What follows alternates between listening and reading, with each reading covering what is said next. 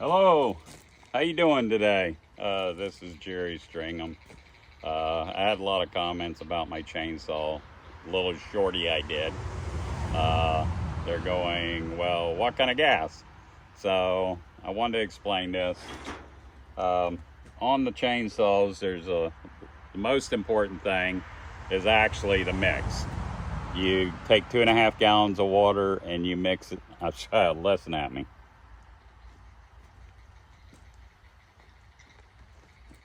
Okay, we're gonna do this again because we don't want you mixing water with your gas thing. It's kind of stupid. Okay, I'll get this sooner or later. Okay, I feel like a commercial now. Anyway, you take 2.5 gallons of gasoline. We'll get this together, okay? We'll work on it. 2.5 gallons of gasoline, and you mix it with the mixer. And typically, for a long time, I use high test because it gets a little hotter, burns a little better.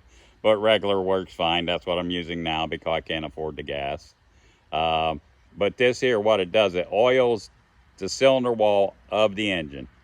It's a two. It's a okay, two-stroke. Okay, I couldn't remember if it was one-stroke or two-stroke. This is actually a two-stroke engine. That makes me sound like I don't know what I'm doing, but I have done this for a long time. So anyway, it's a two-stroke engine, and you add this oil to it and the gasoline, and when the gas goes through the carburetor, it oils the cylinder walls. And the reason I know it works is because one day I needed a chainsaw, and I was all excited, and I go down and buy me a $600 chainsaw. Well, then I put it on the truck, and I'm just going to town working, and I'm thinking I'm doing all good and everything. Well, I had got a can of gas, and I didn't know it wasn't the mixed one. And I put it in my brand new chainsaw, and I crank it up, and I'm just so happy. This thing's like a new toy, you know? And I'm sawing away, and all of a sudden, blah, and it quit. Well, what happened was there was no oil, scored the cylinder walls, and it seized it up. It stopped. It was frozen. There was no more running this saw. And unfortunately, there is no warranty for stupidity or forgetting, whatever you want to call it. Hopefully it wasn't stupidity. But anyway, it wasn't smart. Anyway, so I know that this stuff works. You better use it. If you don't, you got a problem. Okay, now we got the gas part down. I showed you how to clean it the other day, and I showed you where to put it in. Again, and I'm going to go through this because I have done this too.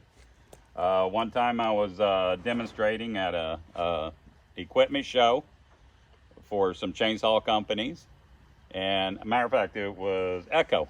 I was doing Echo, and so he gives me a brand new chainsaw. Well, he goes off, you know, and right here is the gas fill. This is the oil.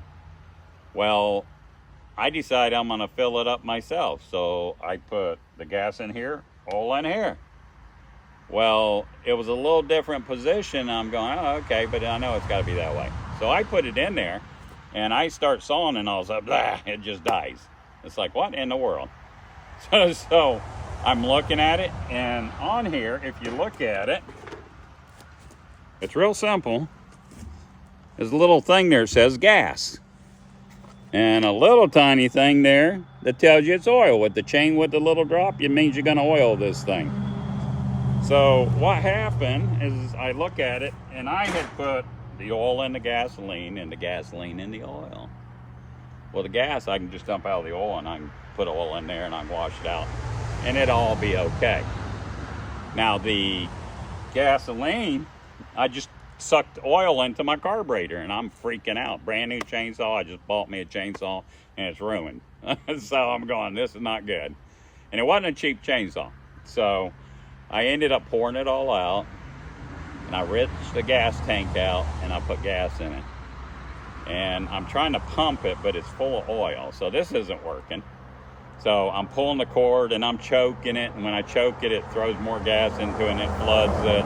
So I'm thinking maybe I'll clean it out. And next thing I know, it cranked up. And it's like, oh, man, it saved me. I'm not going to have to buy this chainsaw. So now you always look for the gas tank, and you put the gas in. So you know you did it.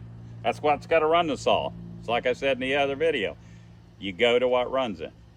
Then you go to the oil, because if you don't have the oil in the chain, this is going to get hot and it's going to seize up, and you're not going to run this saw. It's going to stop.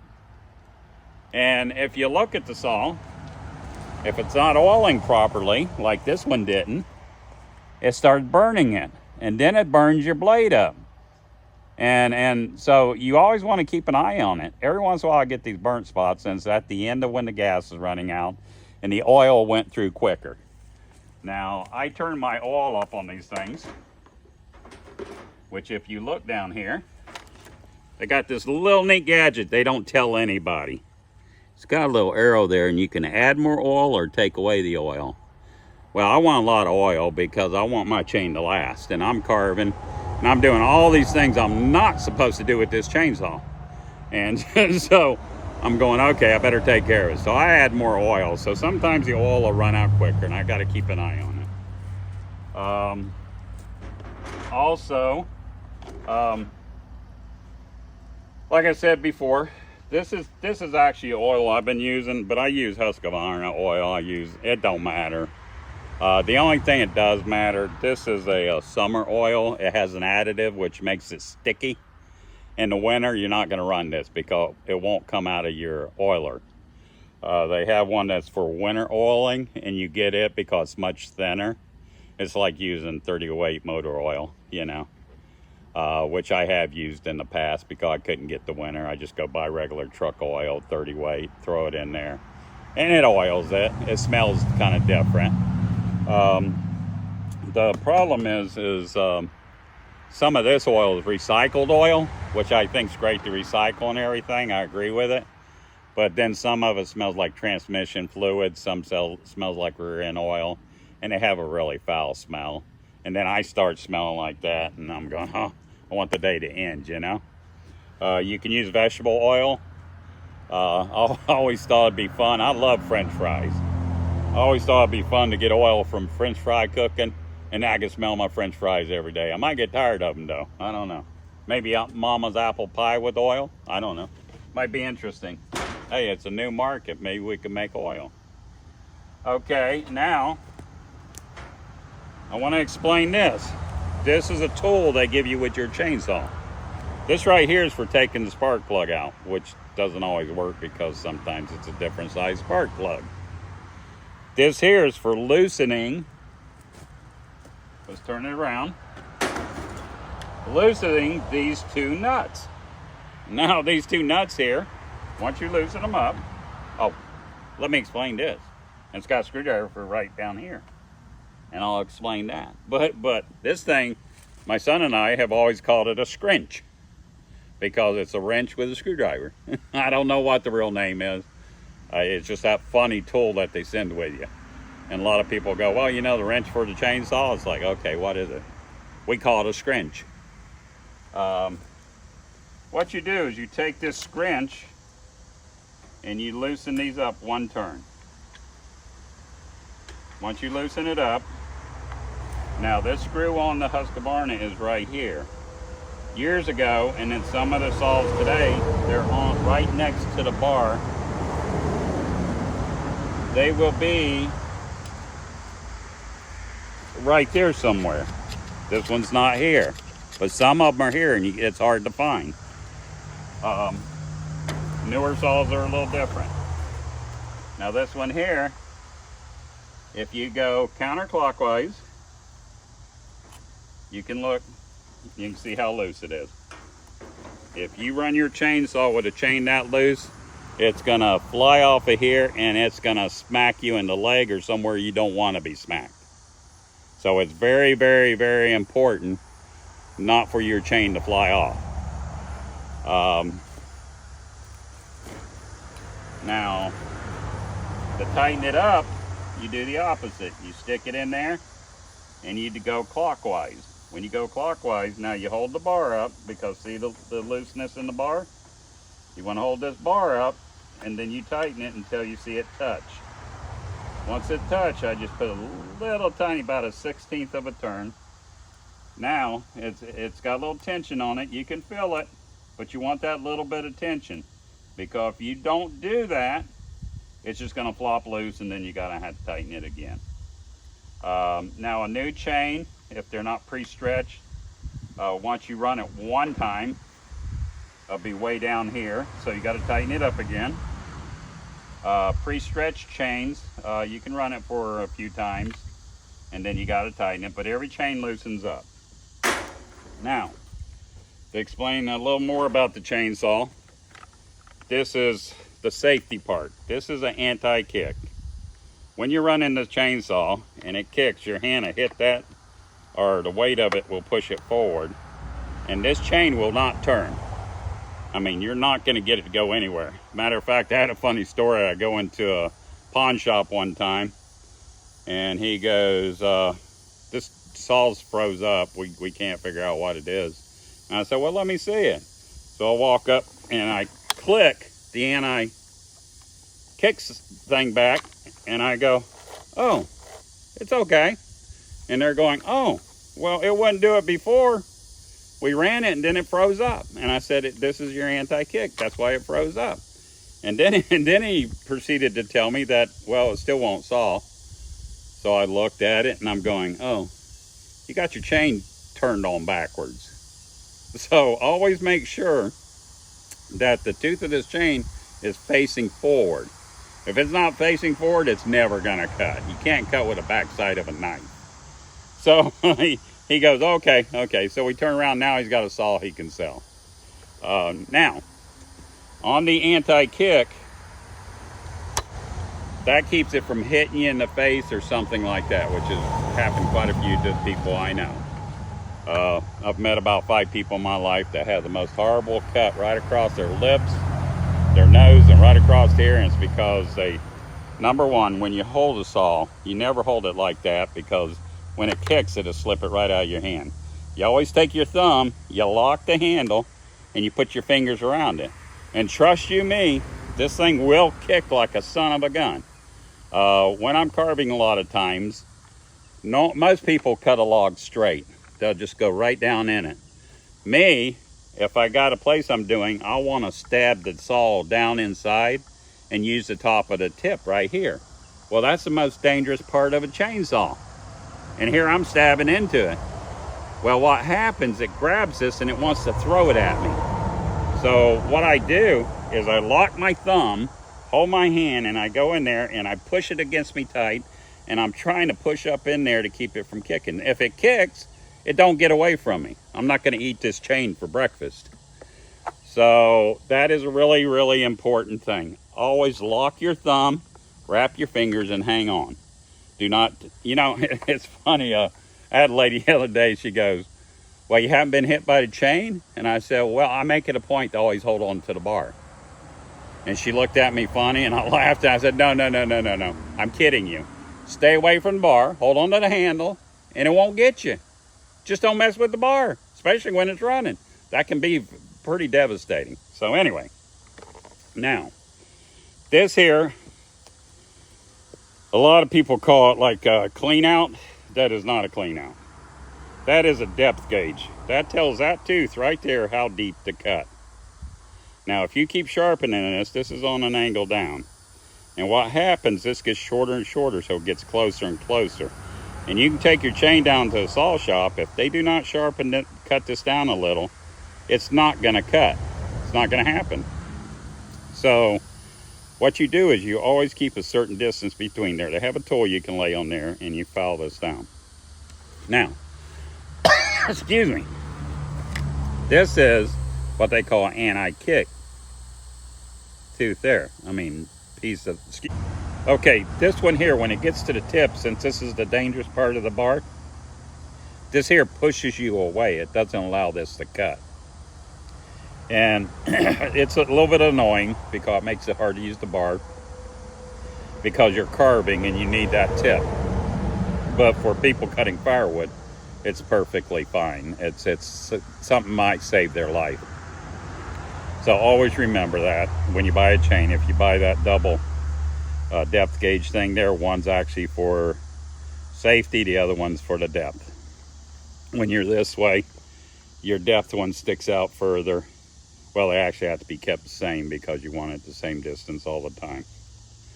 Now, the bar here, because I use the tip of the bar so much. Anyway, I showed how to crank it. What you do is you pump this bowl until you get gas showing in here.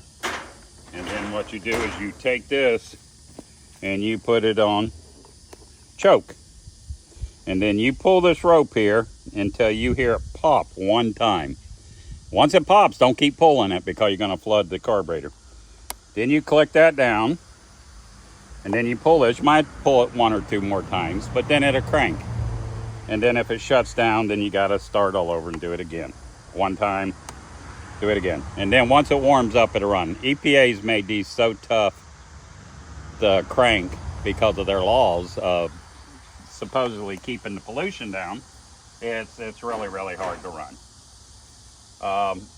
Also, a real important thing on this one here, we have these little clips here, and I just broke one on mine.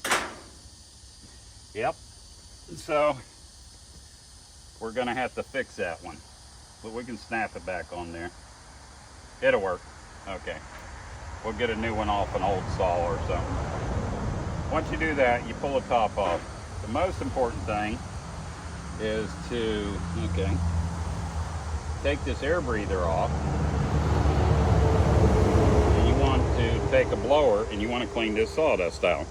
Now you can see I've got a little bit of sawdust there. It's not too bad buildup. Sometimes they'll fill up if I'm carving all day, and I got to keep on top of it. Sometimes you can just hit them like that.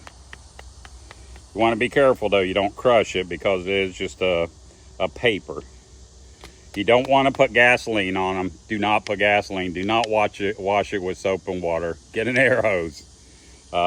These things aren't cheap. It's just a little tiny piece of plastic with some paper, but yeah, you might as well take out a bank loan. Matter of fact, you might give away one of your kids if you don't like the kid. I mean, no, I'm kidding. I like all my kids. They're pretty good. Anyway, so you put this back on after you've done that. You want to take an air blower, and this will make your saw last longer. If you blow out all of this here, keep it clean. As you can see, I haven't cleaned it last time, but it's still pretty clean. It does get a buildup here. This buildup, when it starts getting thicker, is a fire hazard because it's oil and sawdust. And you know what happens with oil and sawdust, don't you? If you put a match to it, it can be pretty devastating. So you don't want a fire under your hood. I guess they call this the bonnet in some countries, don't they? Huh. Never thought about that. See what I mean? I'm learning every day. Okay, and then you get it back together. We'll see if we can make this work. I don't know if I broke it or not, or just lost the pin.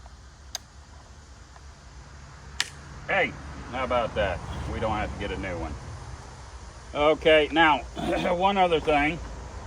The laws got real funny about gas cans. They have this anti-leak can, and also it measures out what you need. If you put it inside and push the button, it'll fill up and stop. And then you turn loose and pull it out, and it only puts the right amount in there.